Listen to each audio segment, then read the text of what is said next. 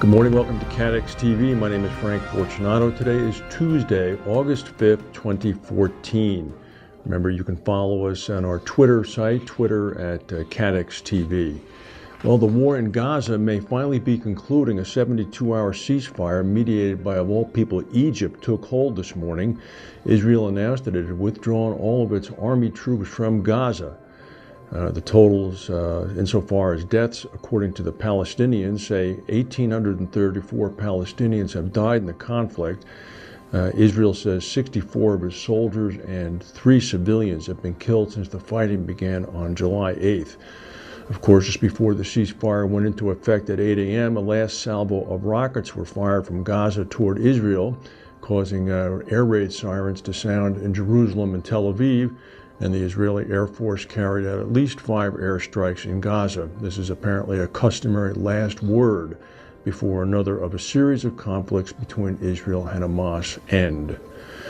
Hurricane Iselle is barreling toward Hawaii as we speak. Forecasters are warning that the islands could face a 1-2 punch, as right behind Iselle is currently Tropical Storm Julio, which is expected to develop into a hurricane.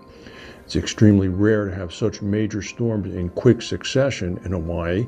According to the Weather Channel, the most recent example was 1982. According to the National Hurricane Service, it seems as if Iselle is expected to pick up speed and move toward Hawaii's islands on Tuesday and Wednesday, today and tomorrow. And then Iselle is going to hit, apparently, with winds of about 140 miles per hour on Thursday evening and Friday. There's going to be about a 2-day respite, and then by Sunday, Hurricane Julio, which will then be a hurricane at that point, will hit. So if you're going to Hawaii this weekend for some sun, good luck. Endurance Specialty, John Charman's company, has reported strong top and bottom line growth as it continues to demonstrate the impact of reshaping its book of business. They also announced that they had spent $13.7 million in its failed attempt to acquire Aspen Insurance. The company generated second quarter operating income of about $72 million, or $1.61 a share. The performance was well ahead of what Wall Street had been expecting, of $47 million, or $1.09 a share. Gross written premiums were up about 20% to $690 million, and the combined ratio of 88.1% benefited from about 11 points of reserve releases. So John Charman's doing a good job there. We talked yesterday about a fire at an aluminum and metal polishing plant in China that killed about 65 workers. It seems that although they were a GM supplier at the factory in Kunshan City, China, it also was a supplier for Apple's iPhones, especially the iPhone 6.0, which is due to be released in mid-October. The release now may be delayed because of the fire at the metal polishing plant. The body of the popular iPhone is made of an aluminum alloy, which must be polished at factories, including the one that burned down. So Apple is expected to announce the new iPhone release date in September. There's a raging massive forest fire in central Sweden that's already killed 1 person. A national state of emergency has been put into effect. This is Sweden's largest fire in 40 years. It currently engulfs an area of 15,000 hectares, about 120 kilometers northwest of Stockholm. Authorities are saying that hot, dry, and slightly windy conditions have hampered the firefighting effects. Quote, "It's burning deep into the ground and across large areas. It's going to take months to extinguish." Today, 2 Italian planes have been brought in that specialize in fighting forest fires. They have a much larger capacity to carry water than the planes currently being used. Well, you knew this was going to come. Let's see if it comes to pass. And with all the sanctions that are being taken against Russia by the EU and the U.S., it's now been reported that Russia is considering a ban for European airlines from using its airspace on routes between Europe and Asia in retaliation. This came out in a press report by a newspaper called Vedomosti, which is owned by the Wall Street Journal and the Financial Times.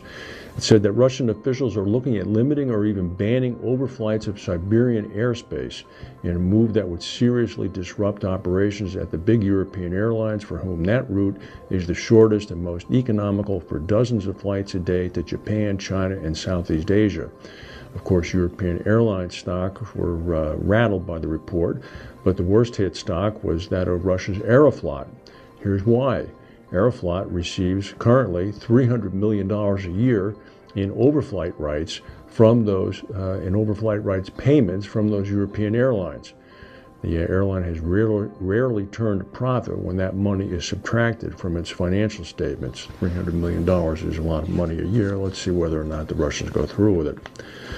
Hurricane Bertha, which is causing some riptides here in the east coast of the U.S., currently downgraded to a tropical storm, is somewhere up off of Halifax, heading northeast. Well, guess what? The Met Office in England is saying that it's going to hit the UK sometime later this weekend and into Monday and put an end to the summer that's going on over there. I just came back from the UK and it's quite warm. According to the National Hurricane Center here, Bertha is expected to grow in size with winds reaching about 75 miles per hour when it hits Ireland on Saturday night. The UK Met Office is encouraging all people to stay up to date with the storm's course on its website, and it's expected to ram into England sometime on Monday. The water ban in Toledo, Ohio has been lifted. Some 400,000 people can now drink tap water. The fourth largest city in Ohio had warned residents not to use city water earlier on Saturday after tests showed that readings for microcystin, a toxic peptide, were way above the level for human consumption. The toxin caused vomiting, cramps, and rashes, caused some hospitals to cancel elective surgeries, and it ended up causing facilities to send equipment that needed to be sterilized way out of the area in order to be dealt with. The difficulty with this is that people are finally trying to figure out how to stop pollutants from entering Lake Erie, from which the city draws its water supply. Lake Erie is the shallowest of the Great Lakes, and apparently farm runoff and sludge from sewage treatment plants have been building up for a decade. Industry groups, agriculture industry groups, have been asking farmers for more than a year to reduce phosphorus runoff from fertilizers. It's apparent now that government regulators are going to step in and impose their own restrictions after this disaster. 400,000 people being without water for a 72-hour period is no laughing matter. Again, you can follow us on Twitter at CATEX TV. Thank you for watching, and if we have any updates, we'll come back and tell you. If not, we'll see you tomorrow.